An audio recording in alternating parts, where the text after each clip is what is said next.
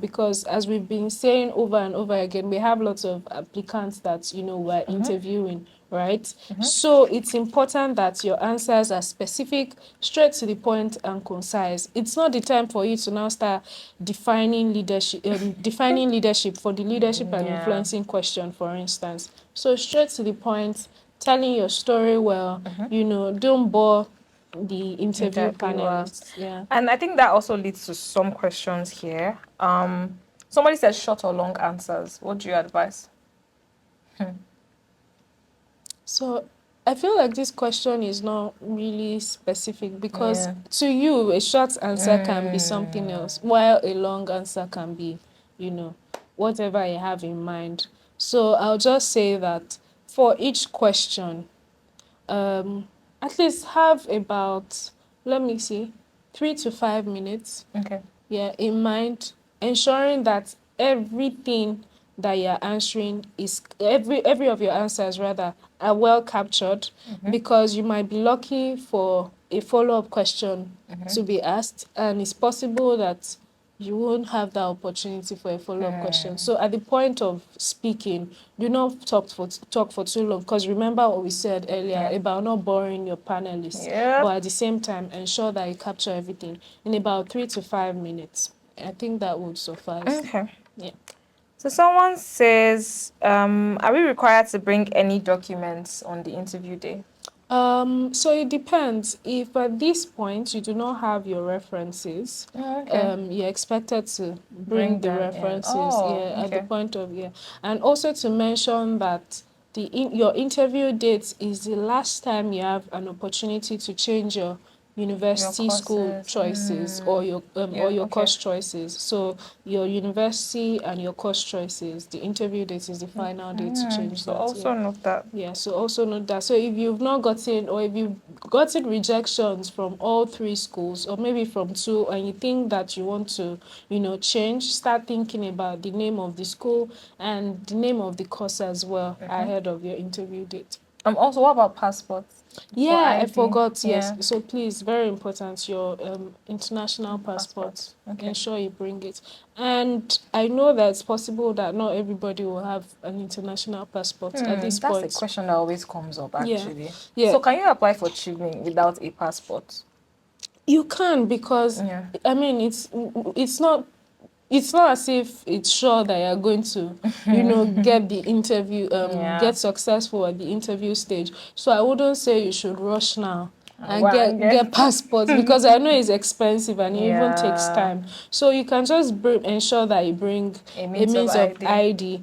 Then it is now at the point of maybe when you've gotten your an email saying that you're successful, is at that point that you're expected to have an international passport, because eventually you travel to the UK and it's only international passport you need.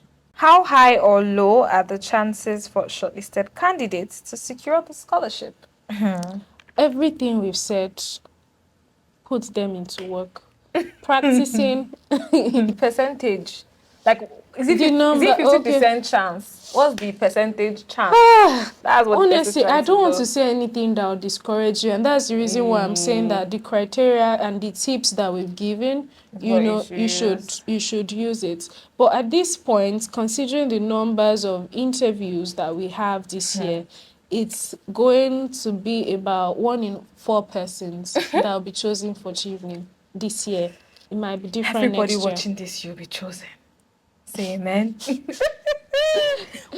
I don't think you should let that discourage you. Exactly. That's the reason why I started to work harder. But also don't let the outcome be a reflection of who you are. Yeah. That too. That's why I started with putting into work the tips first. Forget about the numbers. Do your best, and everything that we've mentioned, ensure that you capture them. Someone says, is a star approach still needed during the interview? Oh, of course, because as we've been saying before, having a structured answer is very important. So yes, so star approach would help you to have, a structured answer, which is important. Someone says, how many examples should I give per question? Honestly, it's not cast in stone. It's not like if you give one example, it's bad, or if you give 2, it's bad. Obviously, giving too many examples it's tiring. Is tiring. So I would say that even though it's one example you want to give, it's the quality that really matters. Because if you're giving 2 examples and both are not really strong, or for instance, if you have 2 examples and you start with the one that is not really strong, it can make the panelists a bit, tired and not even listen to the one that is exactly not strong. So remember what Faith said about grabbing the listener's attention. So starting well. So even if you want Put to your give best 2, foot forward. exactly. So if you want to use 2 examples or 1 example, ensure that they are both strong. And something else I just want to mention is that there are 4 essay questions, and there are going to be 4 major questions as well at the interview, aside the follow-up question and that they will the ask introduction. You, So I've seen that sometimes some people decide to use the same example for leadership and networking. And it's not as if it's bad because it's possible that at the point of leading your team or leading, you also network. But I'd say that it's advisable to try to use another example. So they see that what you're doing is diverse, exactly, and it's not just one project that you've successfully done all through your life. So, that's smart. Yeah, that's very important. Yeah. So, what is the best way to answer the question? Tell us about yourself. Tell us about yourself. But honestly, for that, tell us about yourself. It's not under the competency-based question. Oh, so it's just the... Yeah, most of the time it's like an introduction question, So, okay, so not all the questions that you're asked are judged. Yeah, and you'll be told at the point of the interview. Immediately you enter the interview room, you might be asked to tell them about yourself. And they always tell them that this question is not judged. But even though it's not judged, remember what we said about grabbing attention. That we've sat on panels that, it's that tell us about yourself that, kicks the interest of the people that are interviewing you, because you are able to tell your story well. And they tell us about yourself. It should be in about one minute, nothing more. But just ensure that, that tell us about yourself is very catchy, in as much as it is not a question that will be scored. Ensure that it grabs the listener's attention. I'll just say that also avoid redundant details. So things that they don't need. Like, I've heard somebody say, my state of origin is this. Exactly. I'm from this. Like, think about an answer that is related to your field. For me now, I talked about my creativity. Like, I organized, I said I'm a creative entrepreneur. And I think creative leader... Please don't go and follow what I just said now. Because that's what I tried to avoid. Very important. Say it in your own way. But me, because my application was a creative application, I wanted them to know that I'm a creative. I work in like the creative field, and I also run a creative business, because that was like the basis of everything. And then I talked about things I do for fun, but in a very... you get what I'm saying? In a very formal way. So like talking about like, okay, see, answer it the best way that works for you, but avoid redundant details. And like she said, 1 minute, let's be very clear, straight to the point. There's no need to, because they will still ask you a question and it's not judged. But make it interesting. Yeah, make it interesting, because that would make it... Answer it in a way that sets a good tone about who you are and what you've done.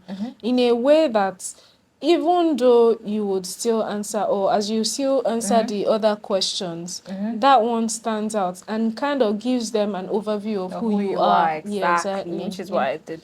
So the next question is, what kind of questions will be asked during the interviews? I know you already... Yeah, the essay questions, the questions will fall under those 4 categories: leadership and influencing, networking, or relationship building. The third is study in the UK, and the career plan is the 4th. Okay, and then the how... tell us about yourself question. I think they also asked, do you have any questions for us? Yeah, which is also not judged, and it's not compulsory for you to have questions. And doesn't impact whether you... Honestly, it depends on the interview. Exactly. But it's not compulsory for you to... If you don't have any question, there's no reason. There's... Make sense. So Honestly, I feel like with interviews, and I mean, I know it varies, right? But with interviews, I believe that what really matters is how well you start and in the middle as well. Because if you don't do well for like the 4 questions and you're now asking a brilliant, what's it called? Brilliant, what's that question? Follow up. Tell us, what question do you have? What question do you have? Like in the interviewer's mind, the person is just like, some people always ask questions about settling in the UK. I look forward to being in the UK, maybe volunteering, and which is good. Some people say they look forward to volunteering. That how can I volunteer? That's a good question. But again, if you don't answer well before, I mean, what did I even ask? I think something about, so mine was a COVID, yes. I think it was something around COVID, like hope it would not affect like our. Yeah, it did eventually even affect, but I think it was something around that. I don't remember. But like, yeah, if you don't, the most important thing is your 4 essay questions. I think they also asked about something around. It's still related, because even if they ask you why the UK, why Chevening, it's still related. If they ask you how you can handle your studies, the only things that they might not ask you like verbatim the way it is in your essays. So just prepare and figure out your stories. Yeah. So I feel like you've answered this one, but but we can still touch on it. What's the best way to answer interview questions? I think you've answered it. Yeah, I mean, I can't go over it again. No. Be structured. Structured, yeah. Structured, yeah. Tell your story, be structured, and give examples for everything. Star approach, smart answers. Okay, I think you've already said this, but how can someone who is shy build confidence during the interviews? So if you're shy, building confidence in during the interviews, first of all, I already mentioned that you shouldn't worry. Your interview panelists are the best of the best. They would not make you feel nervous. So I think that one should, help you to calm down. Then in preparing as well, what I would say is ahead of your interview, practice. Practice as much as you can. Find someone who is very good in their field, and maybe someone that actually knows about your work. I think that would really help, because it's possible that as you are practicing and if you just if you just meet a random person, the person might seem like, oh, what you're saying is making sense. Yeah. But if it's someone that knows the quality of your work and knows the things that you've achieved over the years, the person is able to tell you that, oh, you have this success story. Why are you not talking about it? Do you understand? Yeah. So and even for the essays as well, I think that also helps. Like having like your friends or somebody that knows your work read your essay. To proofread, it's very important. Very important. Okay, so what is the typical structure of an interview? What should I expect? Maybe they want to know like maybe the time, the duration, maybe how many panelists. Okay. So each interview is about 40 minutes. Okay. 40 minutes. It's longer than that. Yeah, it's 40 minutes. And usually you have a minimum of 3 panelists on your interview panel. It could be 4, it could be 3. Okay.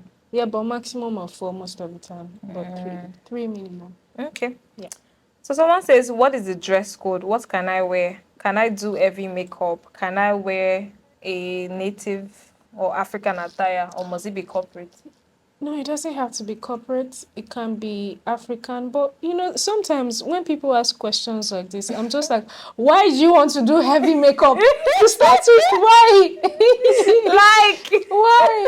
Why? Perception is, know... I mean, there are different people that will be on different panels, right? Do you understand? Even know who is interviewing exactly. Like, so in everything, be you, but in everything, there is apply moderation. So in dressing, I'm not saying you must wear corporates, but maybe wearing jeans. You shouldn't wear jeans. I'm just saying, but that, yeah. It doesn't have to be corporate, but moderation, right? Okay. But can they wear African attire? Of course. Okay. African attires are lovely. Okay. Yeah.